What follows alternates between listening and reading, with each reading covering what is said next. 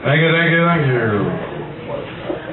The next reader we have is Steve Goldberg. Steve. Yes. Yeah, you give this a change of mind. Is it just me or is it hot in here? Just you. I'm the only Republican in the house. Oh, I have accomplished much, but no one knows. I have accomplished much, but no one cares. I have accomplished much, but it isn't enough. I have accomplished much, but I haven't done anything. I have accomplished much, but others have done more. I have accomplished much, but I didn't do it good enough. I have accomplished much, but I could have done better. I have accomplished much, but what do I have to show? I have accomplished much, but I have to do more.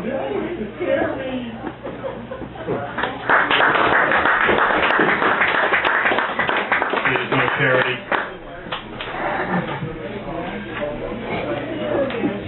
Darkness engulfing, pulling on every movement. Even pressure on the chest making effort to suck life in. The viscous resistances in the lungs to push the darkness out. Cold chilling, bone deep sharpness pervasive, but with focus and tenseness on the mouse calloused hand. Selfish ads and words of loved ones are icicle daggers in the vitals. Surrounded by drab green of the inner woods, where evil lurks waiting to pull even a dull glow. Of a glimmering, surviving, scrawny, light ray trying to find my eyes are in my living room turned tomb, both sucking out my body and overfilling me like a balloon ready to pop, and the gold numbing, burning, sharpening chill that a Michelin Man stack of sweaters or a hugging heater radiator can't diminish, shivering over the heat vent while the darkness envelopes and probes to get inside. Task after task, blotting out any true thought, the source of inner brightness, like a dark cloud obscuring the sun, until exhaustion has put you off seeking for one other day.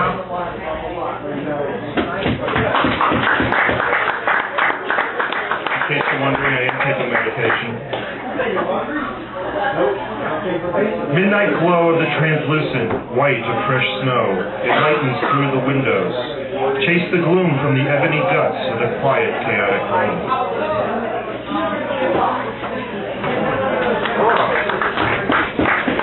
Just a thought one night at about 4 in the morning when I couldn't sleep.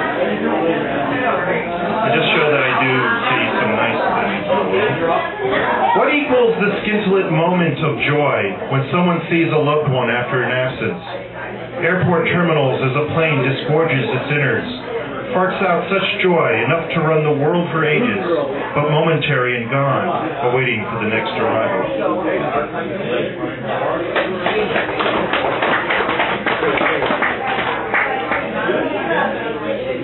For those of you in the other room, would you please be quiet?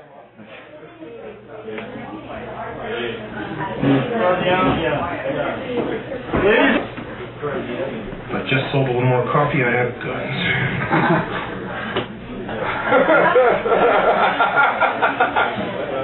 This one's called Life of a Poser. Yeah. I knew you'd like that one, Steve. Who am I meeting? What do they want? Is it an open mic? I'll wear black and not shave. I'll carry a notebook to scribble while someone recites. A gallery opening? No tie, silk sweater, and a jacket for that. Nonconformist sophisticate. I'll ask the right questions about public arts funding. Coffee with owners of a startup? I'll look tired with a t-shirt, jeans, and a jacket. Yeah, I'm trying to start a business, but I don't make anything. I don't sell anything. I don't do anything. Oh, God. Entrepreneur sounds cooler than unemployed loser. Am I going to see cool people? Yeah, I write for Cool Cleveland with a cool founder TM. I'll dress in black like him and dead Johnny C. What does a gray-headed techno geek know of cool? The same as the same as Mozart Salieri. Can't teach this. Call in the queer guy.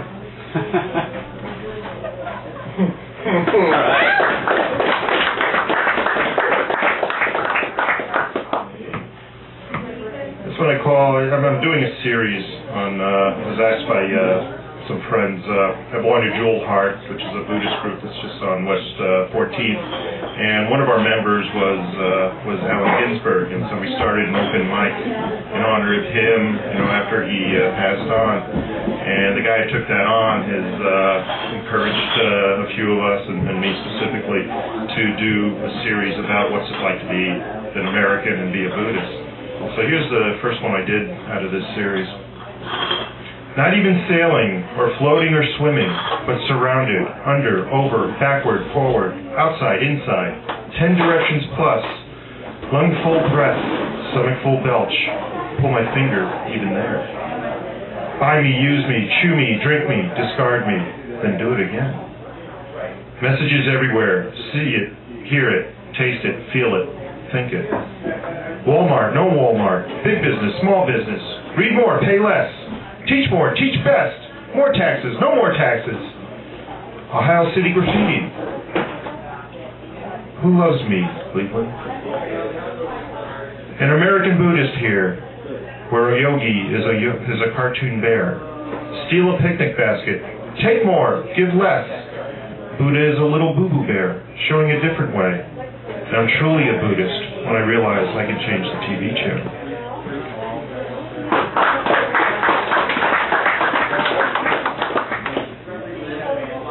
I'm so enamored by my own prose. I need to cut this down. This is a poetry reading, not a prose reading. Yeah, well, whatever. It's the same thing, prose. Please. Wow, what the hell, man. Yeah. This one. Ready to read it. Yes, sir. This I did for a friend of mine that just died recently. He was fighting cancer for 7.5 years. When he first was diagnosed, they only gave him 3 months to live. Call it Gentle Hero.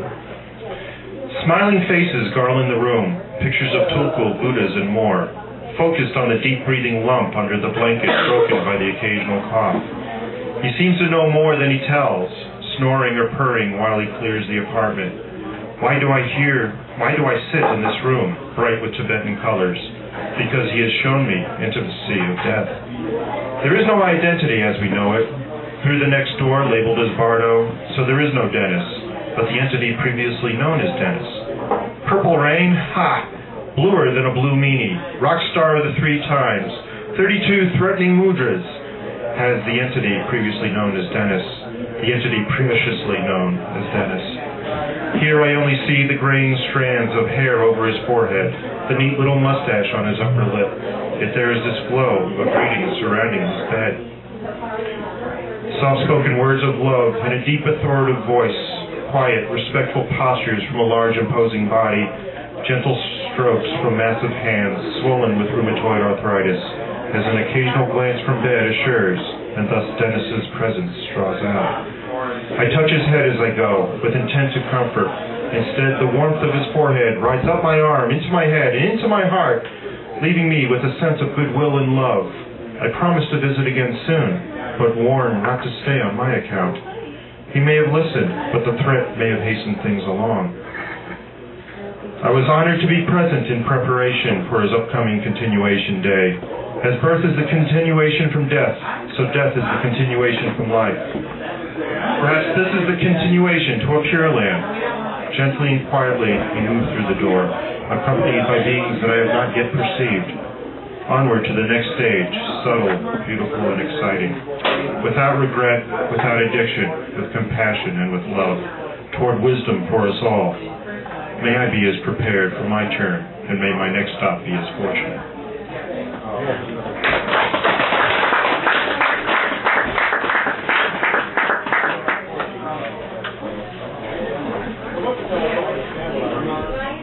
This is one of my more recent ones, after I recently moved to Tremont. It's called Tremont Summer Storm. Trio tall towers stand above the fray, blinking lights signifying great gold gusts of the past, or present pyrite instead. Nature's blowing blasts bending branches of obscuring shrubs. Remember me, I'm the queen. Looking upward toward the north from my balcony flapping with flags, colors holding prayers carried by wind horses. Lightning flashes reflect on the triplets, oblivious to the calm near the lake, in the calm near the lake. Roars from the angry clouds, pushing from the south. Listen to the Queen, damn it, to no avail. Instead, the tinkling of the wind chime fills the air with hope of a cooling rain to wash the angst from this lonely perch, another promise unmet.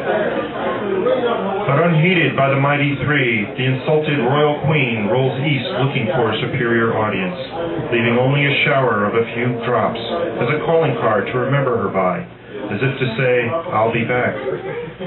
And I remain sweating on the stoop, looking north.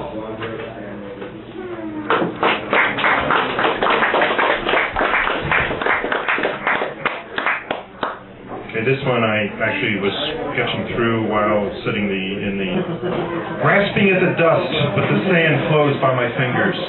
Too late, and all I have is sparkling residue, clinging to the outreached digits.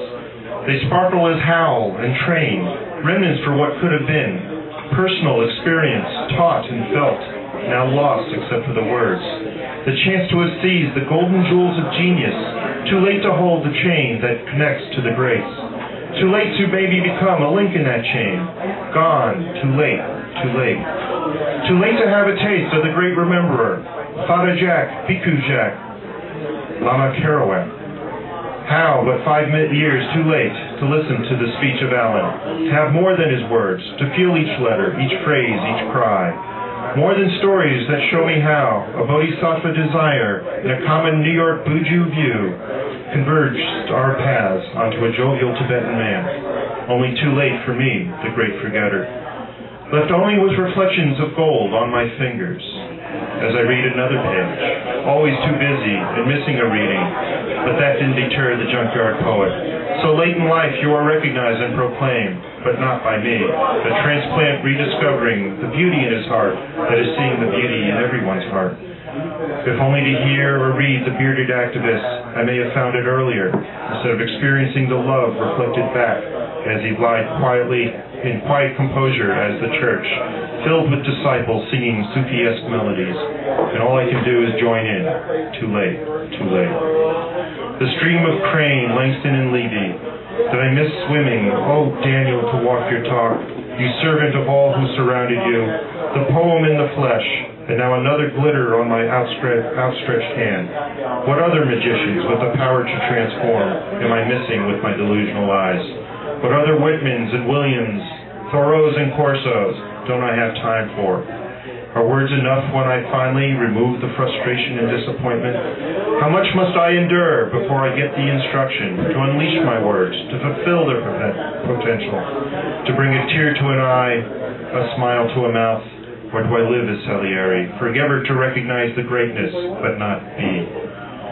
Why could I not reach out before? The golden jewels were worn down bit by bit as they gave out more of themselves in every syllable, every sound, till all is left is dust, iridescent, clinging to my fingers.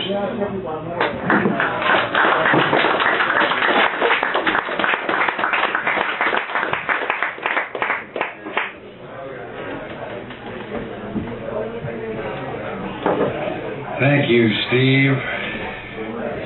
Steve is the co-host of this event tonight. Buy coffee. He's the event. Co-host. Buy coffee. I need 3 coffees, and they want. And no. Knowing that, I'm going to light up a cigarette